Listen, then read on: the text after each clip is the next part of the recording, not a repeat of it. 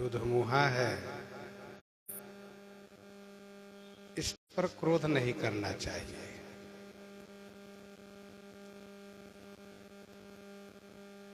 आपका प्रभाव अनंत है, अपार है।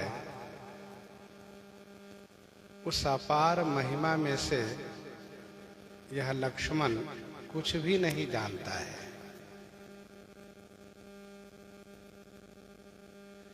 यदि यह आपके प्रभाव को जानता तो फिर यह आपकी बराबरी नहीं करता।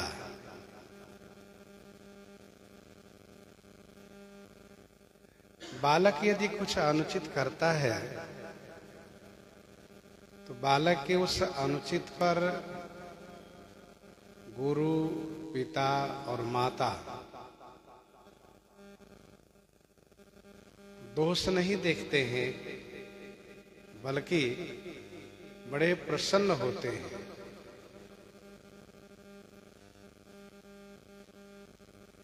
भगवान श्री राम जी की वाणी सुन करके श्री परशुराम जी कुछ शीतल हुए।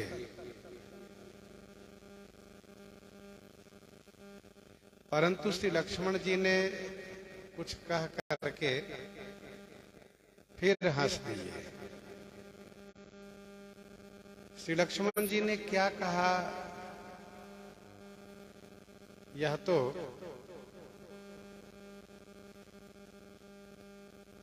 श्री परशुराम जी ने सुना नहीं, लेकिन हंसते हुए देख करके इनमें क्रोध व्याप्त हो गया।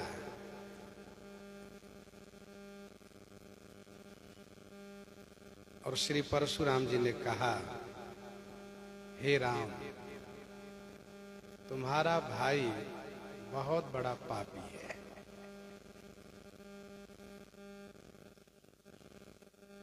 बड़ों को हंसी उड़ाना यह पाप है।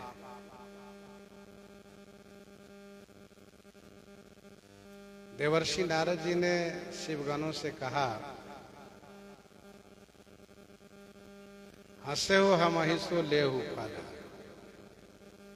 तुम दोनों ने मेरी हंसी उड़ाई है, इसका फल तुम प्राप्त करो।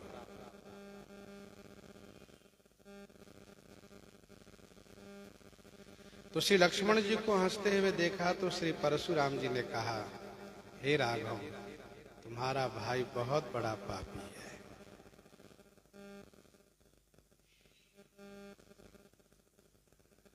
तुम्हारी बात को भी हंसी में उड़ा रहा है।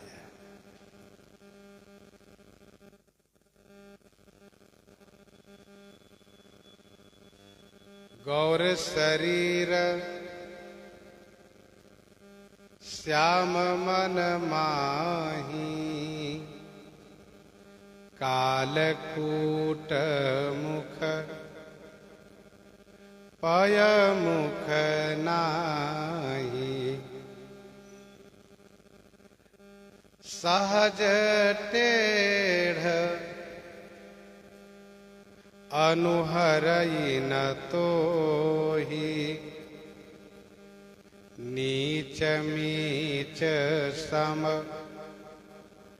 देखन मोही।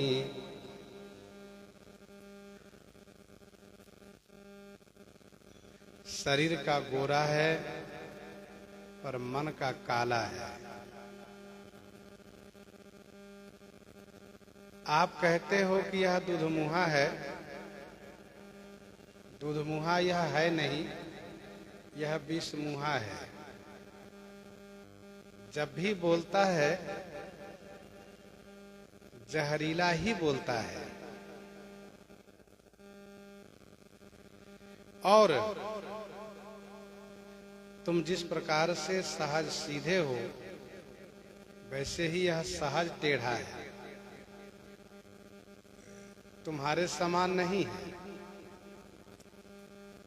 यह नीच है, यह बालक नीच है, तुम्हारा भाई नीच है, क्योंकि यह मुझे मृत्यु रूप में नहीं देख रहा है। तब श्री लक्ष्मण जी ने कहा,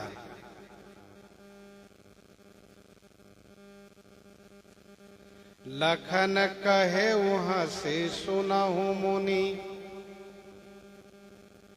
क्रोध पाप कर मूल, जेहि बस जन अनुचित करहि, चरहि विश्व प्रतिकूल।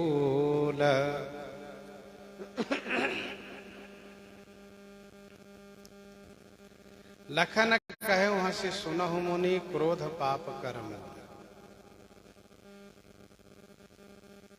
श्री लक्ष्मण जी ने हंसते हुए कहा, हे मुनि सुनिए, क्रोध पाप कर मूल, क्रोध ही पाप का मूल है। जेहि बस जन अनुचित करहि, जेहि बस अर्थात जिस क्रोध के बस होकर के जन माने मनुष्य प्राणी लोग अनुचित करते हैं और विश्व प्रतिकूल चरहि, विश्व के प्रतिकूल चरहि माने चलते हैं। लखन कहे वो हंसी सुनहु मुनि। अच्छा, श्री लक्ष्मण जी को परशुराम जी के सभी शब्दों पर उत्तर मिल जाता है और श्री लक्ष्मण जी प्रसन्नता के साथ हंसते हुए उत्तर देते हैं। श्री परशुराम जी को उत्तर मिल नहीं पाता है, इसलिए वे गुस्से से भर जाते हैं।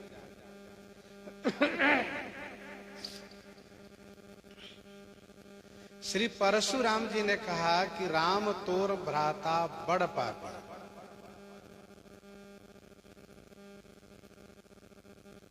तुम्हारा भाई बड़ा पापी है। श्री लक्ष्मण जी उसी शब्द को पकड़ के कह रहे हैं कि भगवान, हे मुनि, पाप का मूल क्या है, इस पर आप विचार करें।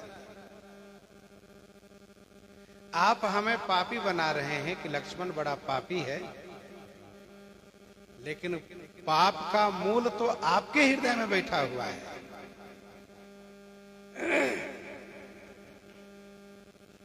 क्रोध पाप कर मूल, क्रोध ही पाप का मूल है और वह क्रोध आपके हृदय में भरा हुआ है। आप थोड़ा सा विचार करिए तो आप स्वयं समझ जाएंगे कि पापी हम हैं कि आप।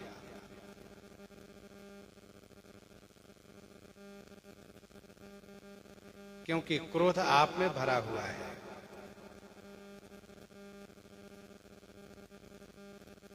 क्रोध पाप का मूल है, पाप का जड़ है, क्योंकि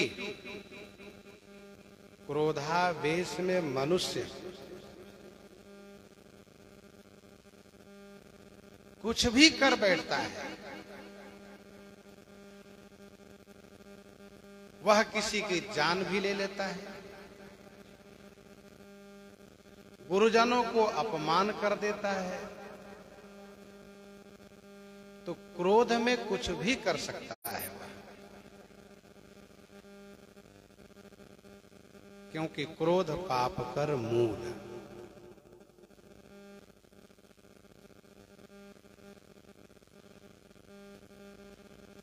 जेहि बस जन अनुचित कर रहे, अनुचित कर बैठते हैं।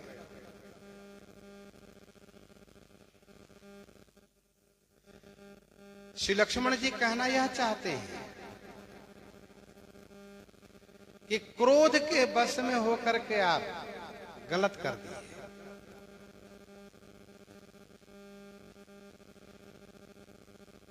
अपराधी सहस्रा बाहु था, उसको दंडित करना तो उचित था, लेकिन उसके कारण संपूर्ण क्षत्रियों का संहार करना यह अनुचित करना है। विश्व के विरुद्ध प्रतिकूल चलना है।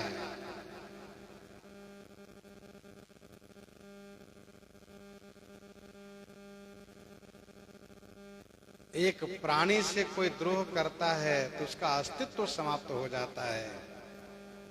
14 भुवन एक पति होई, भूत द्रोह तिष्ठई नहीं सोई। और आपने एक के कारण संपूर्ण क्षत्रियों को संहार किया, मारा, और एक बार नहीं अनेकों बार मारा। तो पापी हम है कि आप है? जही बस जना अनुचित करहि, चरहि विश्व प्रतिकूल। क्रोध के बस मनुष्य अनुचित कर्म करता है, अनुचित बोलता है, अनुचित सोचता है, क्योंकि क्रोधावेश में उसका विवेक उचित निर्णय नहीं ले सकता, क्योंकि क्रोधावेश में उसको कुछ समझ में नहीं आता है। क्रोध अंधकार के प्रतीक है। घोर क्रोध तमन से जो जागा। क्रोधावेश में धर्म का विचार नहीं रहने देता है। क्रोधावेश में मनुष्य धर्म का विचार नहीं करता है, क्योंकि करहि क्रोध जिम धर्म ही दूरी।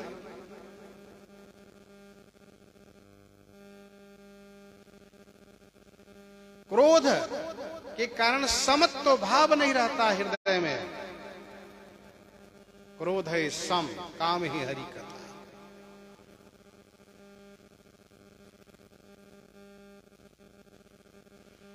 तो जही बस जन अनुचित करहि, चरहि विश्व प्रतिकूल। श्रीमद् वाल्मीकि रामायण सुंदर कांड में वर्णन है। श्री हनुमान जी महाराज जिस समय में लंका को जला रहे थे, उस समय में अचानक उनके मन में बड़ी ग्लानि होने लगी, बड़ा खेद होने लगा। क्या सोच करके? यही कि मैंने क्रोधावेश में उचित अनुचित का विचार नहीं किया। मैंने जो आग लगाई है लंका में, इस आग में हमारी माता श्री सीता जी भी जल गई। ये मैंने क्या कर बैठा? बहुत उनको ग्लानि होने लगी, बहुत परेशान होने लगे। तब देवताओं ने उनको आकाशवाणी करके आश्वस्त किया।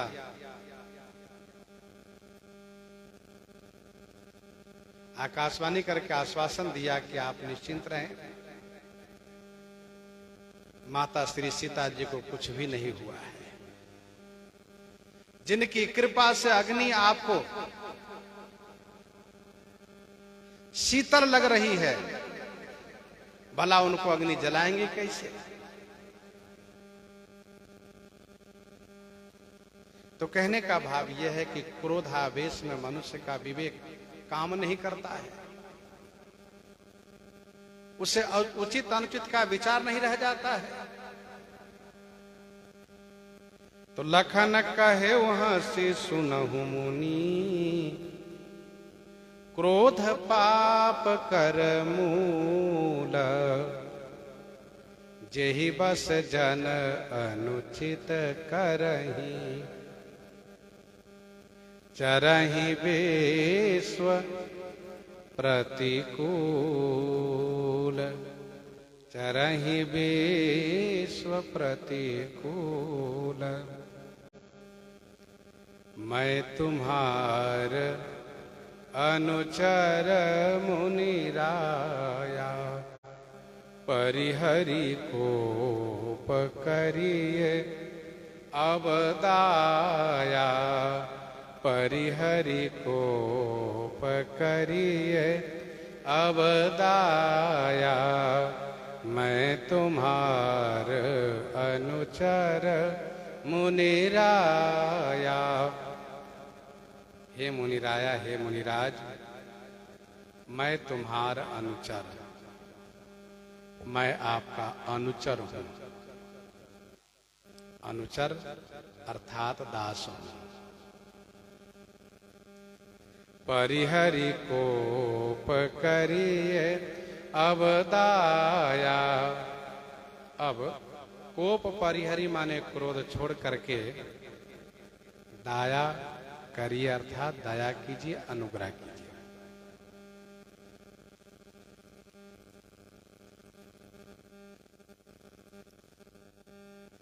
श्री लक्ष्मण जी कहते हैं, हे मुनिराया,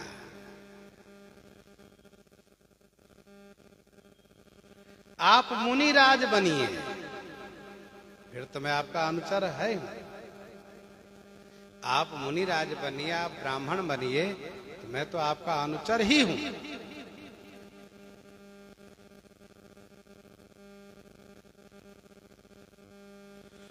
मुनिराज का हृदय कोमल होता है, दयालु होता है, कृपापूर्ण होता है। सो आप मुनिराज बनिए, फिर मैं आपका अनुचर बनूंगा।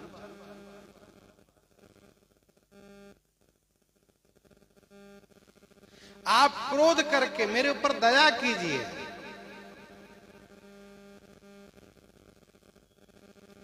मैं तुम्हार अनुचर मुनिराया। श्री लक्ष्मण जी कहना यह चाहते हैं कि आपका जो क्रोध है ना, आपका जो क्रोध है वह क्रोध मुझे पहचानने में अवरोध कर रहा है। क्रोध के कारण आप मुझे पहचान नहीं पा रहे हैं, तथा क्रोध के कारण ही आप अपने गुरु जी के इष्ट देव को अपमान कर रहे हैं। भगवान शिव के इष्ट देव जो भगवान श्री राम जी हैं, उनको आप अनादर कर रहे हैं। मेरी बात आप समझ नहीं पा रहे हैं। इन सब का कारण है आपका क्रोध।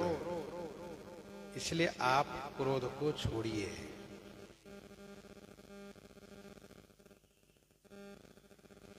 आप वीरता त्यागिए। आप अपने ब्राह्मणत्व और मुनि में आइए। मैं आपका अनुचर हूं। मैं मुनिराज का अनुचर हूं। ब्राह्मण मुनि परशुराम जी का अनुचर हूं। योद्धा वीर परशुराम जी का अनुचर मैं नहीं। आप क्रोध को त्यागिए और मेरे ऊपर दया कीजिए। टूट चाप नहीं जुरहि रिसाने, टूट चाप नहीं जुरहि रिसाने, बैठिए होई है पाए पिराने, बैठिए होई है पाए पिराने। टूट चाप नहीं जुरहि रिसाने। टूटा हुआ चाप माने धनुष, रिसाने नहीं जुरहि। टूटा हुआ धनुष आपके क्रोध करने से नहीं जुड़ेगा। हे मुनिराज, हे मुनि महात्मा, आप बैठ जाइए। जब से आप आए तब से खड़े ही हैं। पाए पिराने होई हैं, आपके पांव पिराने होई हैं, अर्थात आपके चरण, आपके पांव दुख रहे होंगे।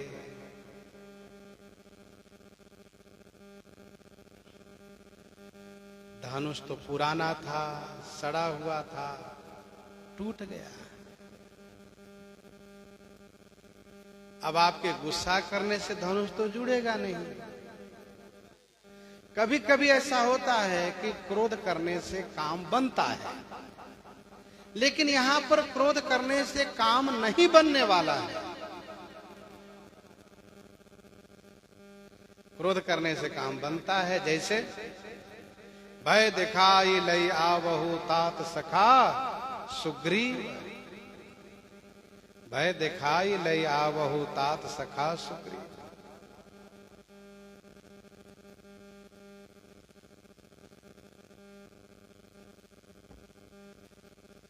तो यहां क्रोध करने से धनुष जुड़ेगा नहीं। आप जब से आए हैं तब से खड़े हैं, बैठ जाइए महाराज, क्योंकि आपके पांव पीड़ा रहे होंगे। इसमें व्यंग्यात्मक क्या है? व्यंग्यात्मक यह है कि आप बैठ जाइए, मैं आपका चरण दबाऊंगा, क्योंकि मैं आपका अनुचर हूं।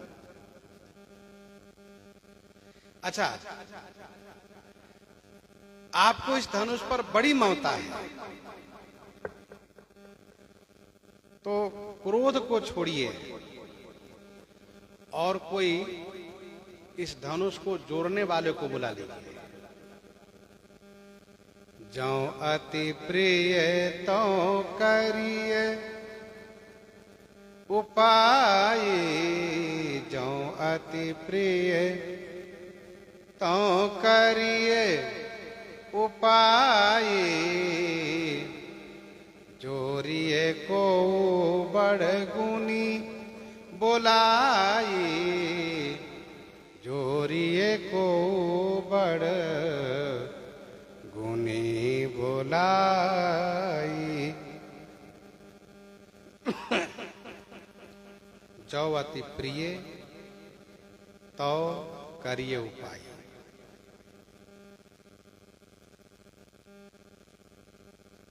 जो माने यदि आपको यह धनुष बहुत प्रिय है तो कोई उपाय करिए। को बड़ गुनी बोलाई जोड़िए, कोई बड़ा गुनी बोला करके इसे जोड़ लीजिए, जुड़वा लीजिए।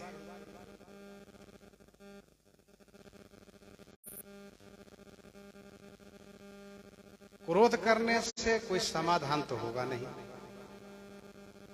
हाँ, उपाय करने से समाधान होगा। यदि यह धनुष आपको बहुत प्रिय है, मेरे समझ में तो धनुष पुराना है, सड़ा हुआ है। का क्षति लाभ जून धनु तोड़े।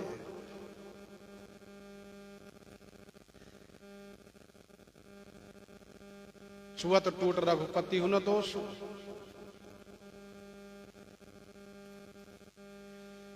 यदि बहुत प्रिय है तो इसके लिए उपाय कीजिए। आप कोई बड़े गुणी को बुलाइए और जुड़वाइए।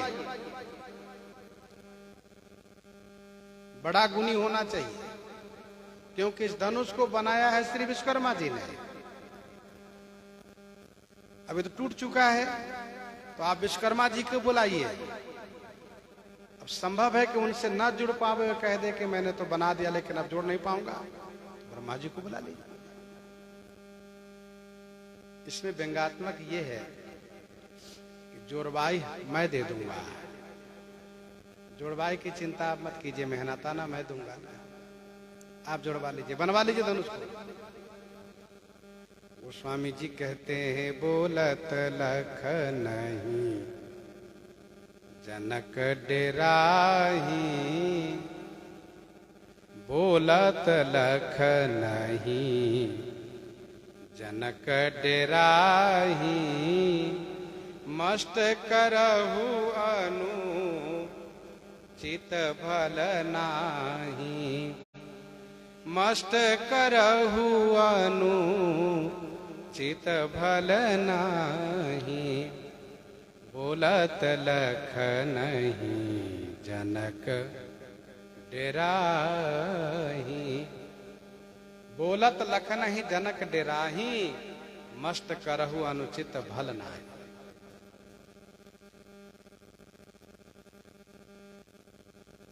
श्री लक्ष्मण जी बोल रहे हैं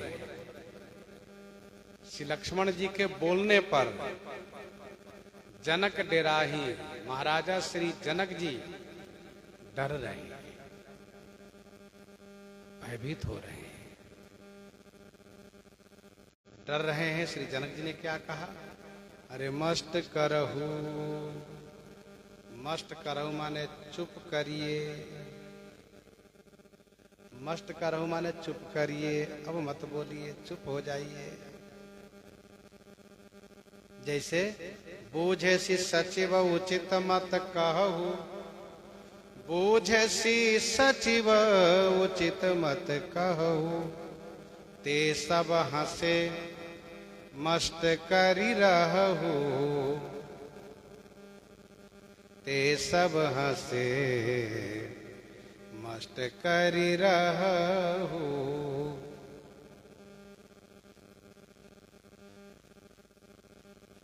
तो बोलत लखन ही जनक डेराही, मस्त करहु, मस्त करहु माने चुप करिए, अब आगे नहीं बोलिए, क्योंकि अनुचित भल नाही। अनुचित है, ये बोलना अनुचित है। भल नाही, भल माने उचित नहीं है, भल माने अच्छा नहीं है, उचित नहीं है। श्री जनक जी महाराज डरने लगे। थर थर कांपहि पुर नर नारी, थर थर कांपहि पुर नर नारी, छोट कुमार खोट अति भारी, छोट कुमार खोट अति भारी। पुरनर नारी थर थर कांपही। अति भारी खोट कहने का भाव यह है कि एक खोटा होता है, एक भारी खोटा है होता है, और यह अति भारी खोटा है।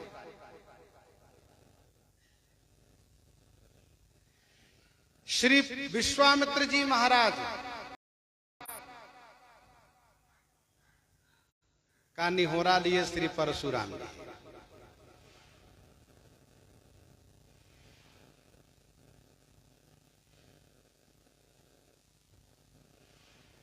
फिर भी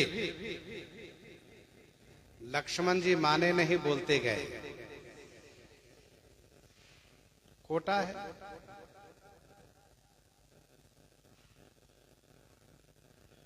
श्री राम जी मना किए, फिर भी बोलते जा रहे हैं, इसलिए अति भारी खोटा है।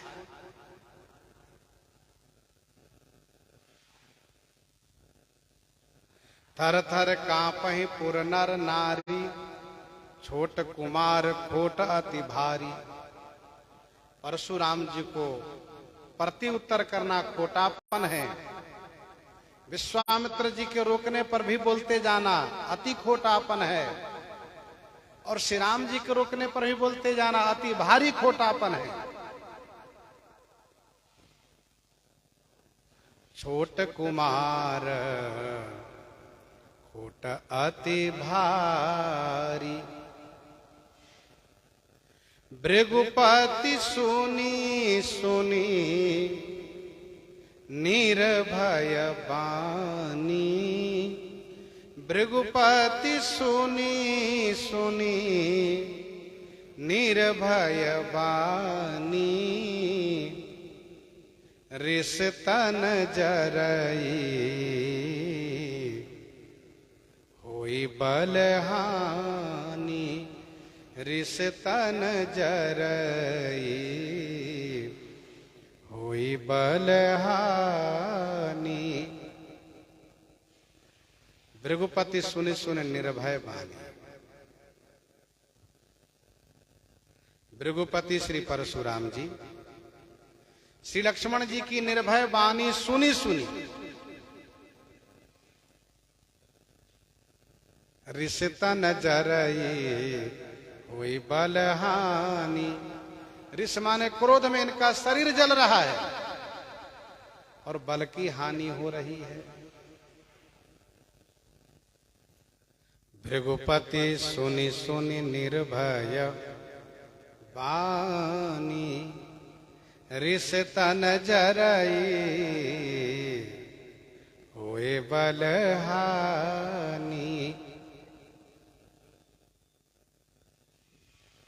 भृगुपति श्री परशुराम जी महाराज श्री लक्ष्मण जी की निर्भय वाणी सुन सुन कर श्री परशुराम जी को भी यह आश्चर्य हो रहा है, इस बालक को मेरा भय क्यों नहीं लग रहा है, या मुझसे डरता क्यों नहीं है। मैं एक बात कहता हूं, यह चार बात कहता है।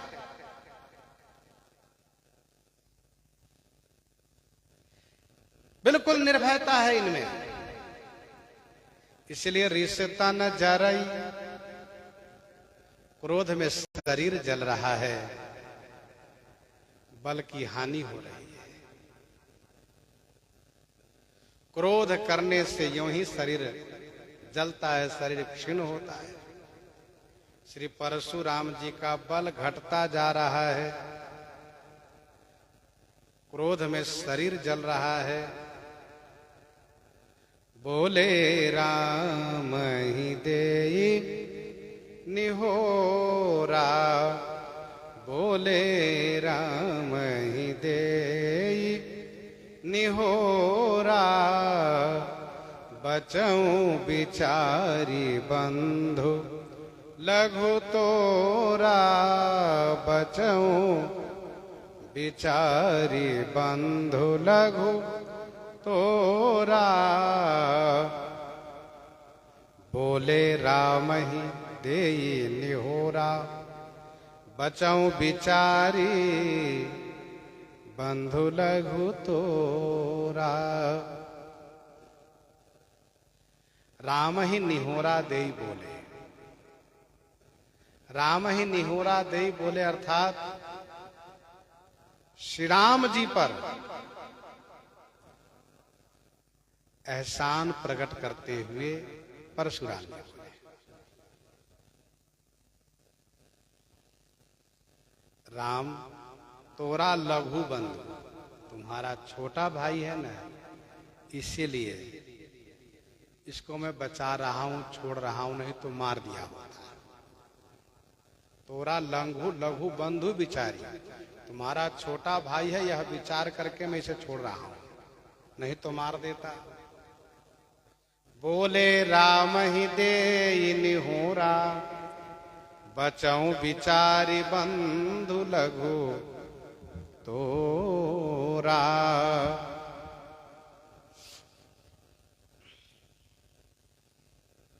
श्री राम जी पर निहोरा प्रकट करते हुए, निहोरा माने एहसान प्रकट करते हुए, श्री राम जी का एहसान जनाते हुए। क्या एहसान?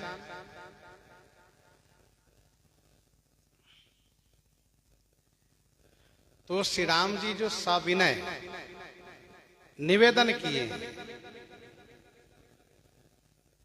इसलिए श्री राम जी पर एहसान प्रकट करते हैं। जैसे विश्वामित्र जी पर एहसान प्रकट किए, उत्तर देत छोड़ो बिनु मारे, केवल कौशिक शील तुम्हारे। तुम आकर के हमसे मिले, इनको मिलवाए, प्रणाम करा, इसलिए तुम्हारे शील के कारण छोड़ रहा हूं। और श्री राम जी मधुर विनय किए हैं, इसलिए कहते हैं बचऊं बिचारी बंधु लघु तोरा।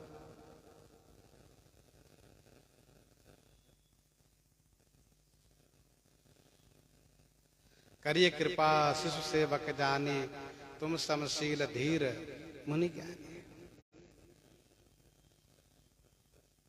यह श्री राम जी ने कहा है।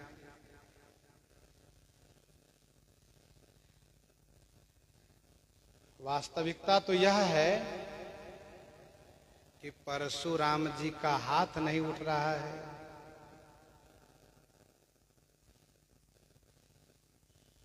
आगे कहेंगे बहई न हाथ दाहिरी छाती, भा कुठार कुंठित नृपघाती।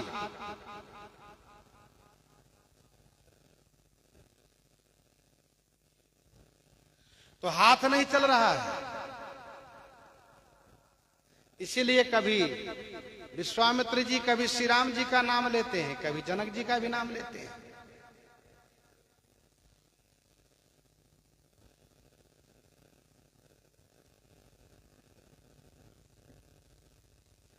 गोस्वामी जी ने मानस मुखबंद में कहा है, घोर धार भृगुनाथ रिसानी घाट सुबद्ध राम बरबानी।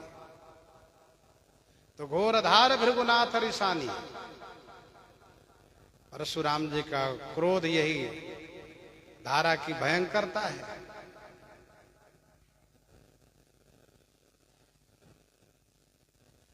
यह धारा कभी श्री विश्वामित्र जी की ओर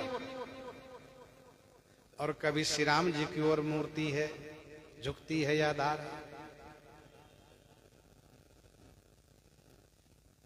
तो बचौ बिचारी बंधु लघु तोरा,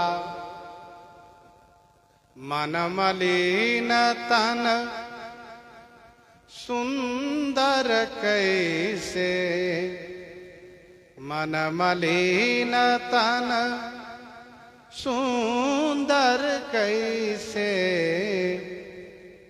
विषरस भरा कनक घट जैसे, विषरस भरा कनक घट जैसे। मन मलिन तन सुंदर कैसे, मन का मलिन है, शरीर का सुंदर है। शरीर के सुंदर होते हुए मन के मलिन कैसा है यह? जैसे विषरस भरा कनक घट जैसे, जैसे सोने का घड़ा विषरस से भरा हुआ हो।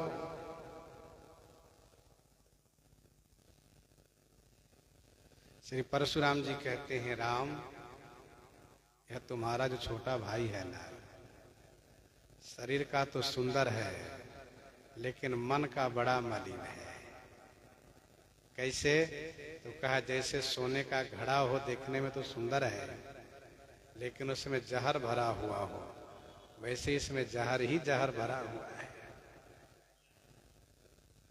गौर शरीर श्याम मन माही, कालकूट मुख पय मुख नाही। मन मलिन तन सुंदर कैसे, विषरस भरा कनक घट जैसे। सुनि लक्ष्मण बिहसे बहुरी, नयन तरे रे राम। गुरु समीप गवने सकुची, परिहरि बानी बाम। सुनि लक्ष्मण बिहसे बहुरी, नयन तरे रे राम।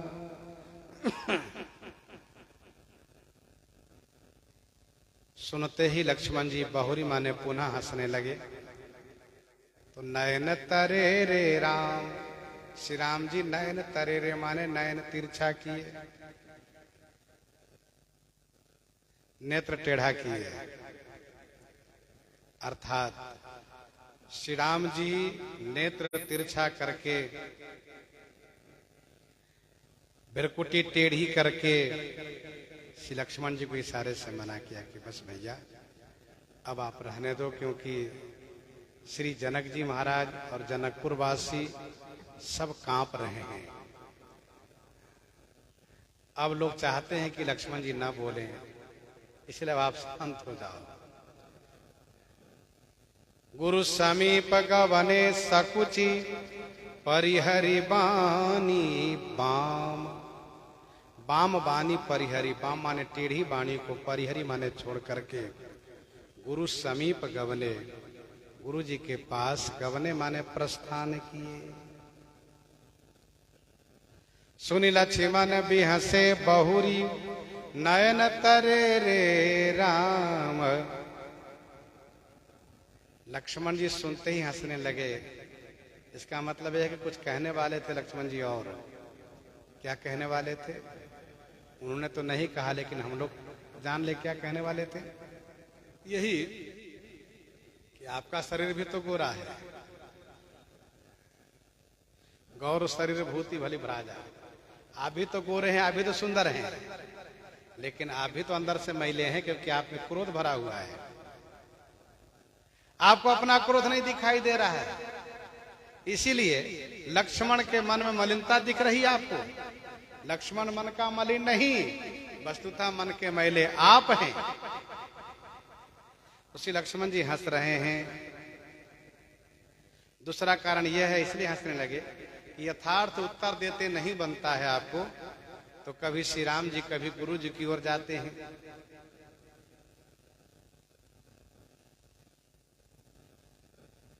लखन कहे हंसी सुनो मुनि क्रोध पाप कर्म।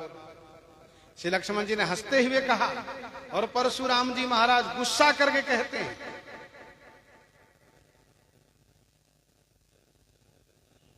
सुन लक्ष्मण बिहसे बहुरी नयन तरे रे राम। गुरु समीप गवने सकुचि परिहरि बानी बाम। बाम माने टेढ़ी बानी छोड़ करके, संकुचित हो करके, सकुची माने संकुचित हो करके, कि मेरे स्वामी मेरे ऊपर नाराज न हो जाए, इसलिए सकुचा गए। टेढ़ी बानी छोड़ करके गुरु जी के पास चले गए। भगवान जब नाराज होने लगे तो गुरु जी के पास जाना चाहिए, क्योंकि राखई गुरु जो कोप विधाता। राखई गुरु जो कोप विधाता। गुरु विरोध नहीं को जग त्राता। गुरु जी के पास चले गए श्री लक्ष्मण जी। अब श्री राम जी अति विनीत मृदु शीतल बानी। बोले राम जोरी जुग पानी। अति विनीत मृदु शीतल बानी। बोले राम जोरी जुग पानी। अति विनीत माने अतिशय विनम्र, मृदु माने कोमल, शीतल वाणी से श्री राम जी जुग पानी जोरी। श्री राम जी दोनों हाथ जोड़ करके तो बोलना प्रारंभ किए। और श्री राम जी श्री परशुराम जी को खुश करने के लिए, उनको प्रसन्न करने के लिए श्री लक्ष्मण जी को रोक करके स्वयं बड़ी विनती के साथ बोल रहे हैं। प्रसंग को आज हम लोग यहीं पर हृदयंगम करते हैं। आइए श्रवण करते हैं श्री भक्तमाल जी से।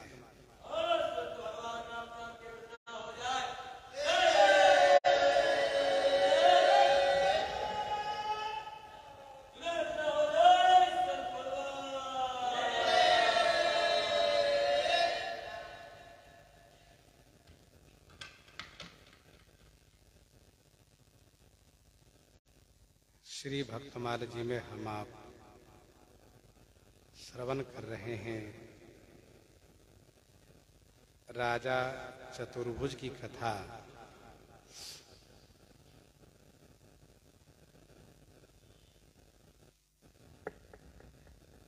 इनके